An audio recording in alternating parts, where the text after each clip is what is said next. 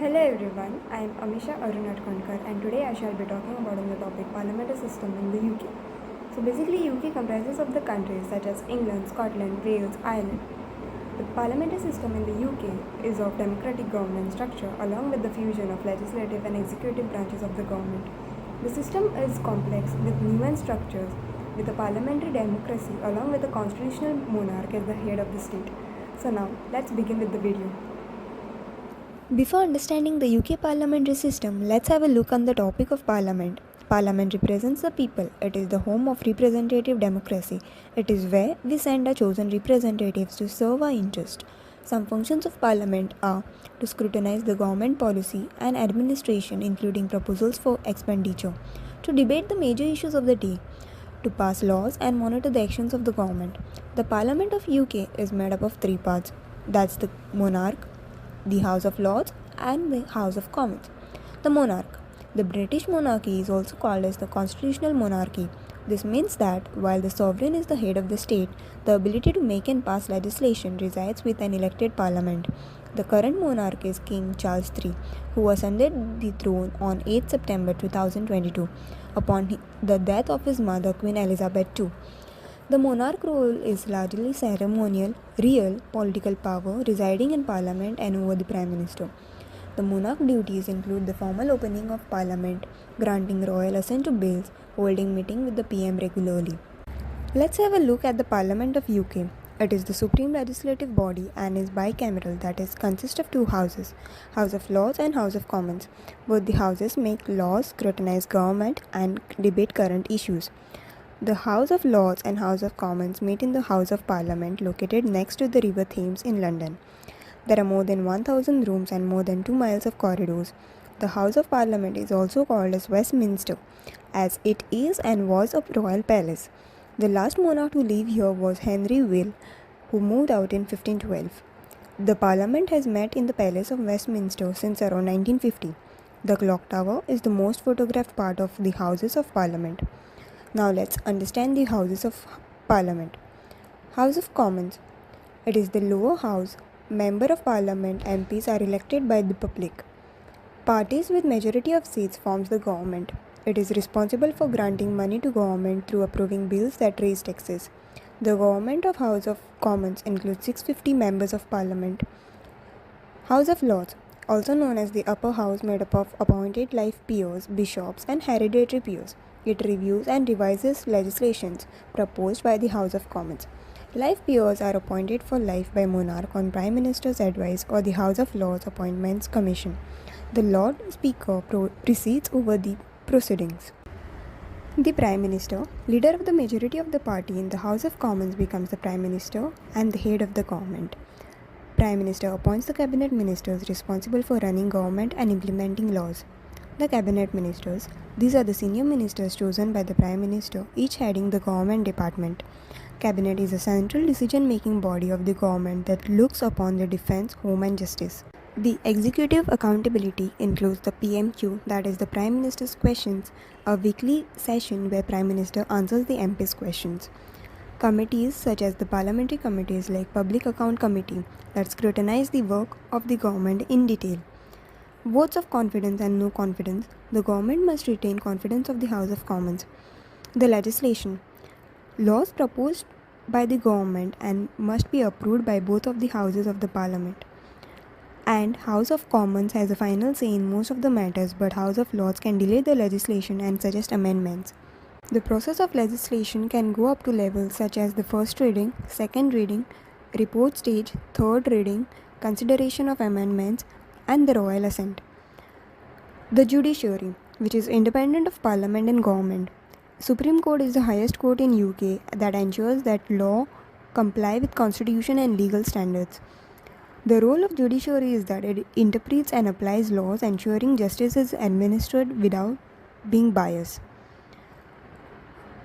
For conclusion, the parliamentary system of UK emphasizes democratic principles with elected representatives and the head of government accountable to the legislature, while also incorporating the traditional elements of constitutional monarchy. Thank you.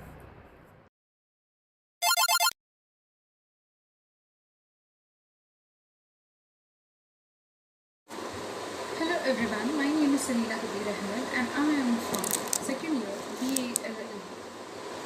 So, my topic for today is presidential system. So, what is presidential system?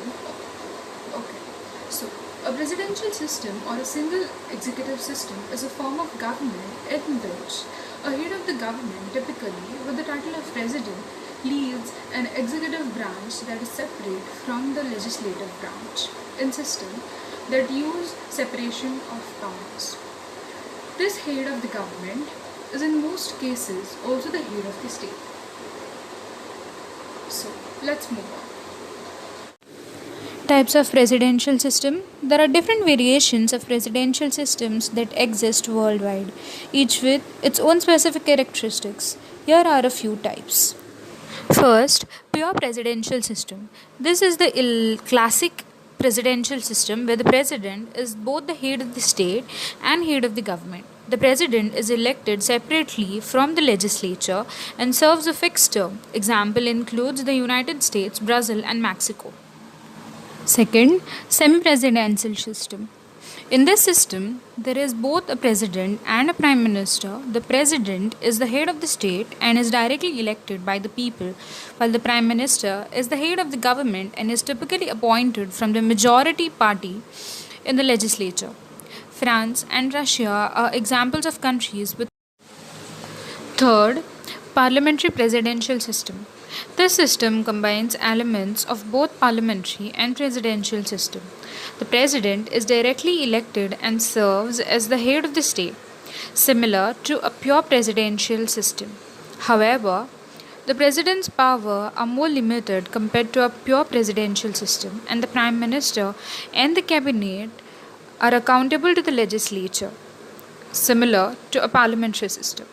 This model is found in countries like Sri Lanka and South Korea.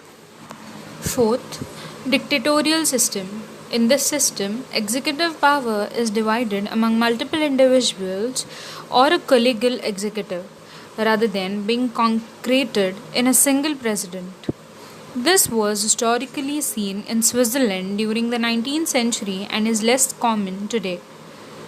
These variations highlight the flexibility within the presidential system, allowing different countries to adapt their governmental structures according to their unique historical, cultural, and political context.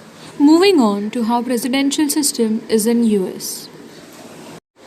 So let's see what presidential system in US is. The United States operates under a presidential system of government where the president serves as both the head of the state and head of the government. Here are some key features. Let's see what it is. Separation of powers. The government is divided into three branches: the executive, legislative, and judicial branch. Each branch has its own powers and responsibilities, and they are meant to check and balance each other.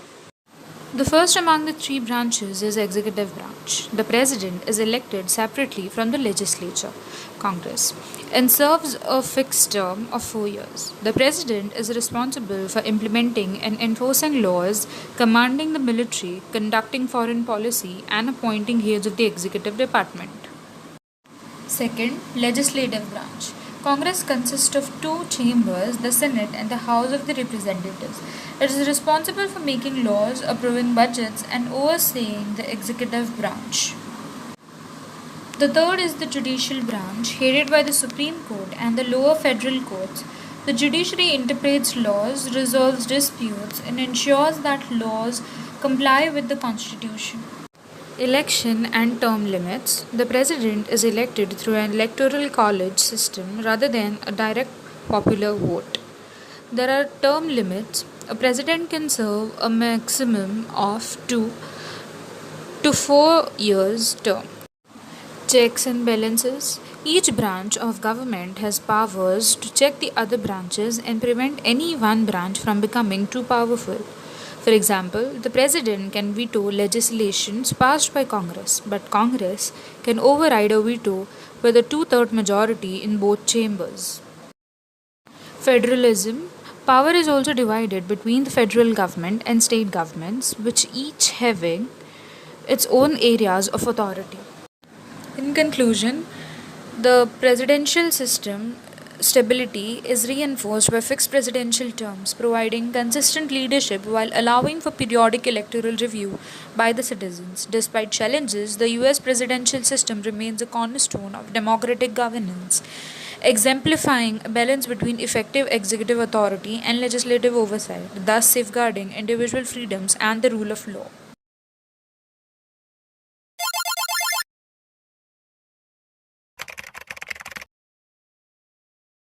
Hello everyone, my name is Brittany Almeida and let's put on our seatbelts as we go off to Russia to explore the behind the scenes of its semi-presidential system.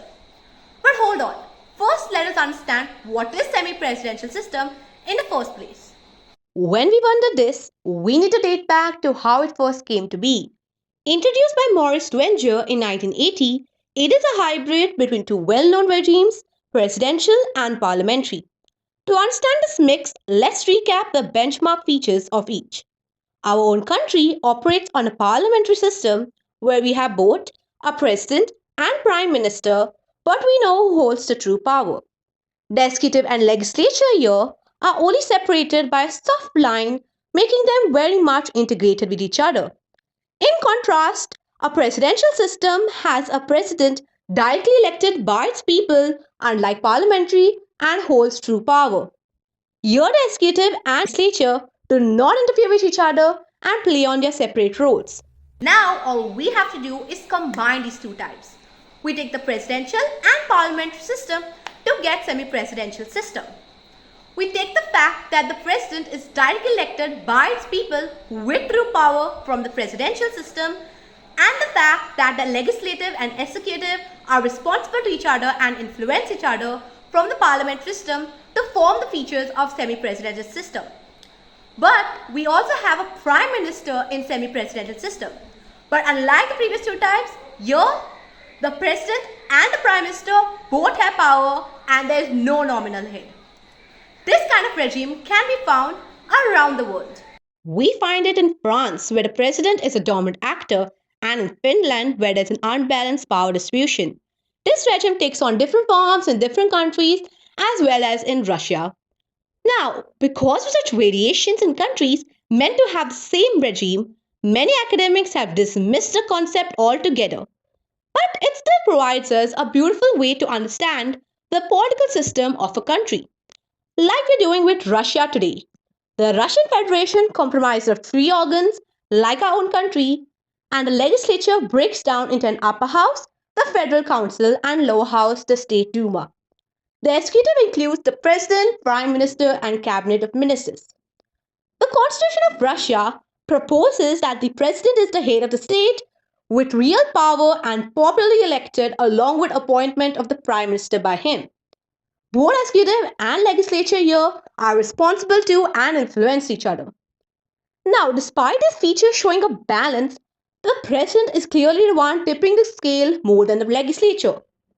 Other than her major powers like revoting bills, etc., the Duma is also more easily dismissible by her than capable of dismissing her.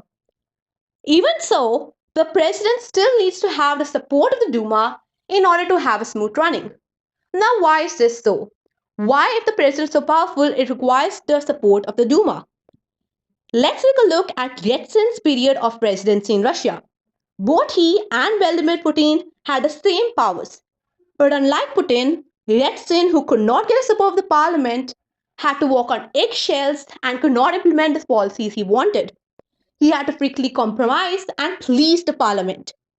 But under Putin, the Russian Federation has entered a period in which the parliament and the executive get along perfectly. With his support, Putin can act freely and pass laws without any difficulty, not like a king who can get what he wants.